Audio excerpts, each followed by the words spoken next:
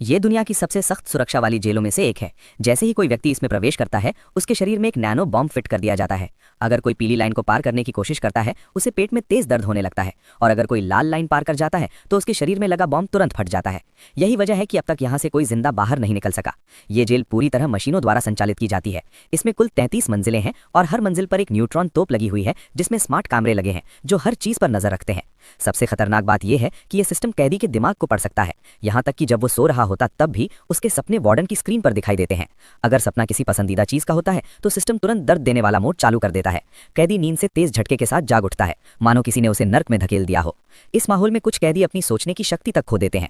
Jack उनमें से एक था, जो पहले स्पेशल फोर्सेस का सैनिक था। वो अपनी गर्भवती पत्नी के साथ शहर छोड़कर जा रहा था, लेकिन रास्ते में पकड़ा गया।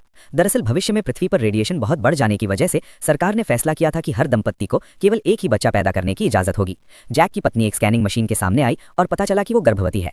उसे बचाने के लिए जैक ने खुद को अलग कर लिया और जेल में आ गया। जेल में आते ही उसने देखा कि एक कैदी को पीटा जा रहा है। न्याय के लिए जैक आगे बढ़ा और उसकी मदद करने लगा, लेकिन उसे नहीं पता था कि उस आदमी के माथे पर 8 बिंदुओं वाला टैटू है, जो केवल सबसे खतरनाक अपराधियों को दिया जाता है। वो आदमी बहुत ताकतवर था और जैक उसे हरा नहीं सका। शुक्र है कि कैमरे ने सब रिकॉर्ड कर लिया और अलार्म बज उठा। इसके बाद तीनों को लेजर बार वाली एक पिंजरे में बंद कर दिया गया। अगर थोड़ा भी हिले तो लेजर से जल जाएं। सिस्टम ने पूछा कि झगड़ा किसने शुरू किया था, लेकिन कोई जवाब नहीं दे रहा था। तब जैक आगे बढ़ा और खुद को दोषी ठहराया। उसे वार्डन के ऑफिस ले जाया गया, जहां उसे पता चला कि उसकी पत्नी को भी किसी दूसरी जेल में रखा गया है। ये सुनकर जैक बेचैन हो गया और अपने साथी से पूछा कि महिलाओं को कहाँ रखा जाता है। ठीक उसी क्षण वही गुंडा पीछे से अचानक हमला कर उस पर टूट पड़ा और मारने लगा। वार्डन सब देख रहा था, लेकिन कुछ नहीं बोला, बल्कि उसने पुल हटा दिया ताकि लड़ाई और भड़क जाए। लेकिन जैक ने उसकी कमजोरी पकड़ ली और उसे हरा दिया।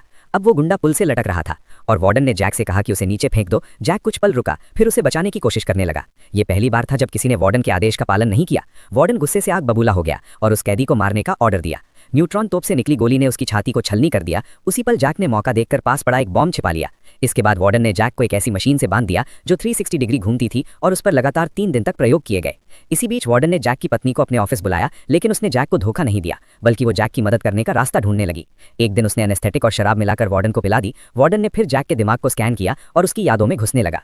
जैक ने सपने में खुद को बचपन में एक गड्ढे में फंसा देखा। फिर उसकी पत्नी गड्ढे के किनारे पर झुककर हाथ बढ़ाती है, लेकिन जैसे ही छोटा जैक उसका हाथ पकड़ता है, जैक हकीकत में जाग जाता है। उसे यकीन हो गया कि उसकी पत्नी अभी जिंदा है और ये उम्मीद उसके जीने का फिर से कारण बन गई। अब कैदी उस बॉम्ब को ध्यान से जांचने लगे, जिसे जैक ने चुपके से उठा लिया था।